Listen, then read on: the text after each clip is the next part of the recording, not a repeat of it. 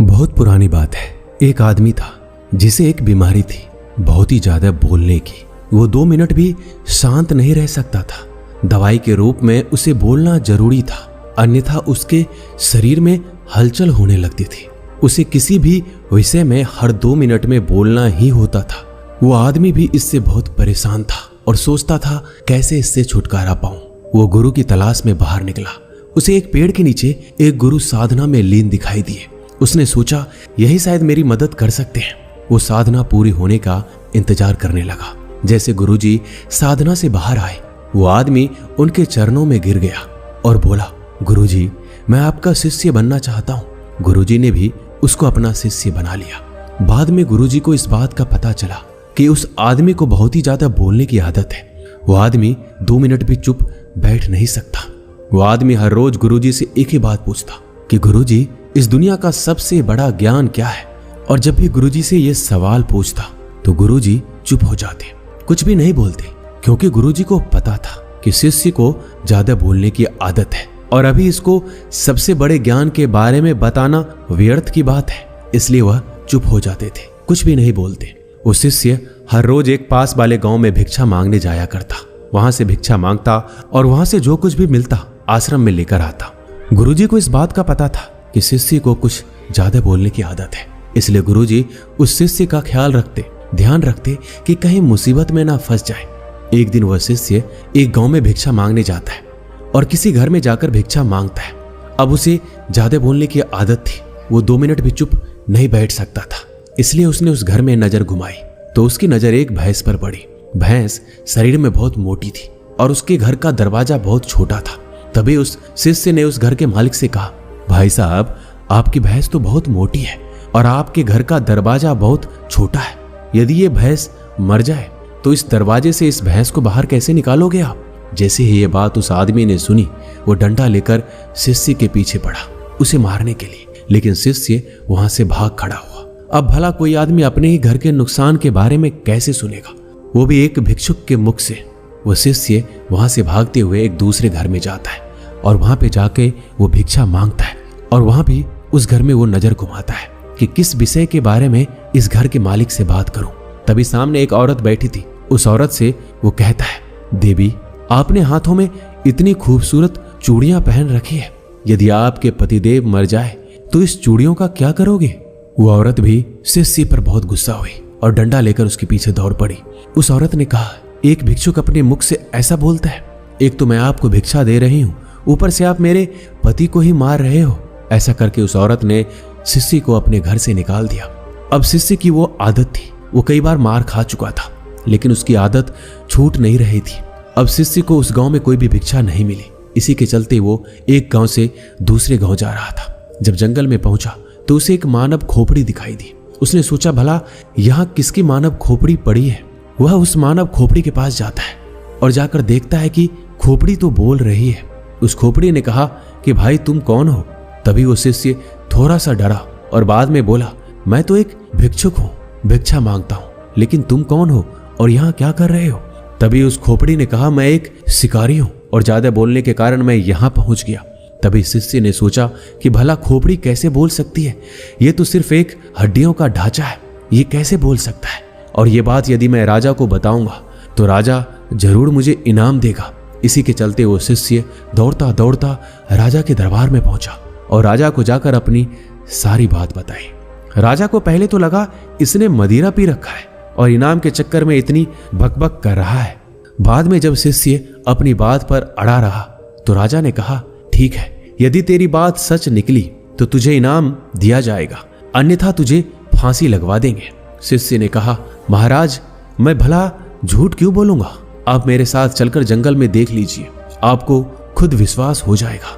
इसके बाद राजा ने आदेश दिया कि 4 सैनिक इसके साथ जाओ और अगर इसकी बात सच निकलती है तो इसको अपने कंधे पर बिठाकर लाना और यदि बात झूठ निकलती है तो उसको घसीटते हुए राजमहल लेकर आना।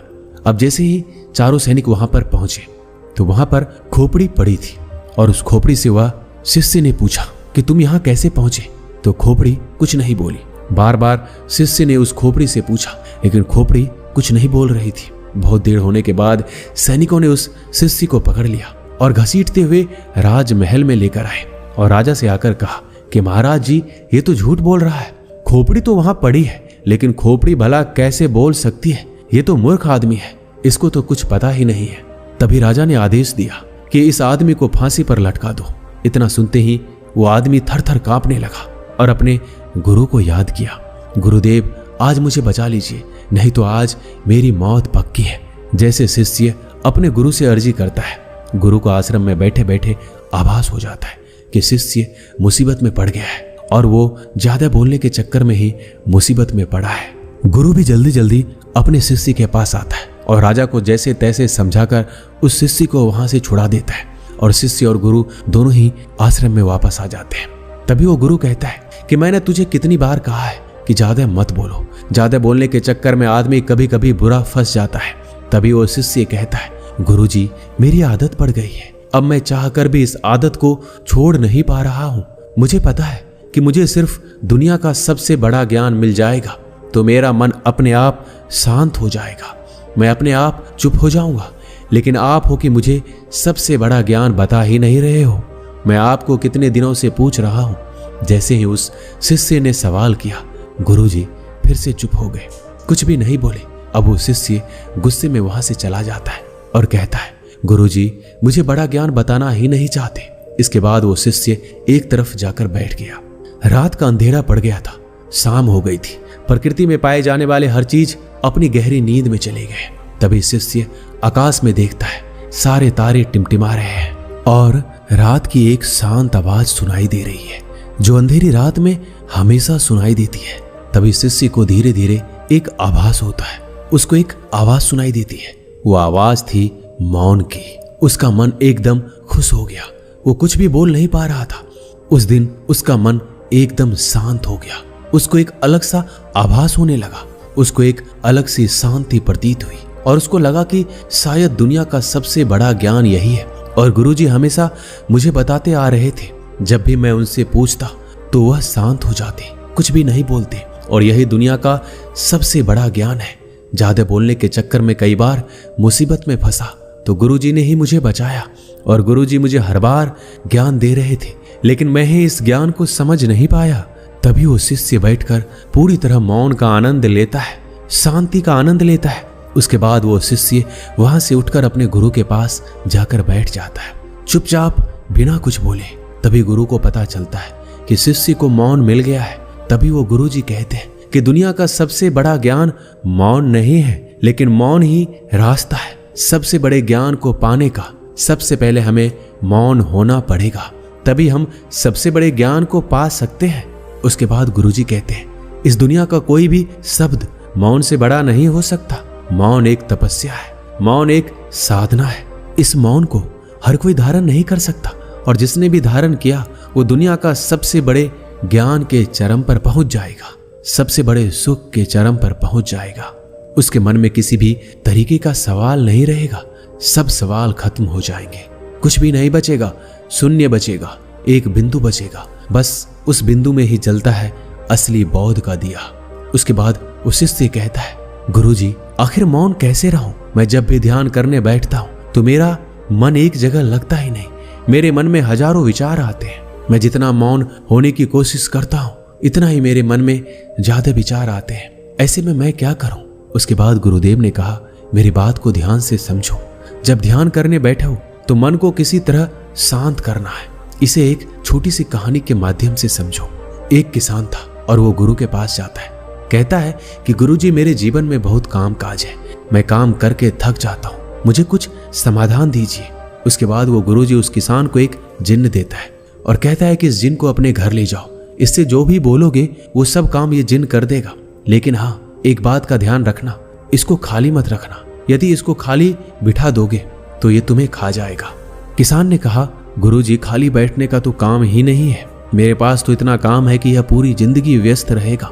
इसके बाद वो किसान उस जिन्न को लेकर अपने घर चला जाता है, लेकिन वो जिन्न था हर काम को बड़ी जल्दी कर देता था। उसने तुरंत किसान का काम कर दिया। जब खाली हुआ तो किसान ने अड़ोसी पड़ोसियों के काम करवाए, फिर भी लेकिन वो जल्दी से काम को खत्म कर देता और काम खत्म करके वापस किसान को बोलता कि मुझे जल्दी काम दो, नहीं तो मैं तुम्हें खा जाऊंगा। अब किसान इस चीज से परेशान होने लगा वो वापस उस जिन को गुरुजी के पास लेकर गया और कहा, गुरुजी अब इसका समाधान दीजिए, ये तो बड़ा जल्दी काम को कर देता है और मुझे खाने के लिए कहता है। तभी वो गुरुजी उस जिन को और किसान को लेकर उस खेत में जाते हैं और उस जिन को कहता है कि एक बांस का डंडा लेकर आओ। वो जिन एक बांस का डंडा लाता है और गुरुजी उसको खेत में रोप देते हैं। उस डंडे को रोप कर उसके बाद गुरुजी उस जिन को कहते हैं, जब भी तुम्हें ये किसान कोई काम के लिए बोले और काम खत्म हो जाए तो इस डंडे पे चढ़ना और उतरना। तुम्हारे पास जब काम ना हो तो ये काम करते रहना। ये सुनते ही किसान बहुत खुश हो गया क्योंकि उसको समाधान मिल गया था। अब अगर जिन के पास काम नहीं रहेगा तो वो डंडे पे उतरता चढ़ता रहेगा। अब वो किसान को परेशान नहीं करेगा। हमें ध्यान के समय में अपने मन को सांस के साथ बांध देना है। जैसे सांस बाहर जाती है तो उसके साथ मन को बाहर, और जैसे ही सांस अंदर जाती है तो मन को अपने अंदर। धीरे धीरे इसका अभ्यास करते जाओ। धीरे धीरे आपका मन शांत हो जाएगा। ऐसा नहीं है कि सिर्फ तुम ध्यान के समय ही ऐसा करो। जब भी तुम कुछ काम करते रहो, कहीं जा रहे हो, किसी से बात कर रहे हो, उस समय मौन रहकर अपनी सांस पर ध्यान दो। अपने मन के अंदर की आवाज को सुनो, सांस की आवाज को सुनो और उसी के साथ अपने मन को जोड़ दो। धीरे धीरे आपका मन पूरी तरह शांत हो जाएगा। जब भी कभी बोलना पड़े, किसी को जवाब देना पड़े, पहले याद कर लो कि क्या बोलना है। उसके बाद कम से कम 5 सेकंड रुक जाओ। उसके बाद ही अगले को जवाब दो। इससे तुम्हारा ज्यादा बोलने की आदत भी कम हो जाएगी। और जब तुम्हारे पास बोलने के लिए 2 ही बातें हो, उनमें से एक ही बात बोलो। और जब तुम्हारे पास बोलने के लिए 3 बातें हो तो उसमें से 2 ही बोलो। धीरे धीरे ज्यादा बोलने की आदत चली जाएगी, क्योंकि हमारे मन को शांत करने से पहले चुप तो रहना ही होगा। जुबान को बंद करना ही पड़ेगा। शांति को मुंह से बोलकर या लिखकर नहीं बताया जाता, उसे सिर्फ अनुभव किया जा सकता है। और जब तुम मौन होकर अपने ध्यान में उसको अनुभव करोगे, तभी उसकी तुम्हें सही असलियत का पता चलेगा। अब उस शिष्य को मौन का महत्व पता चल चुका था। उसे दुनिया के सबसे बड़े सुख का अनुभव हो चुका था। उसे असली शांति का अनुभव हुआ। हमें भी अपनी जिंदगी में मौन होकर उसका लाभ उठाना चाहिए।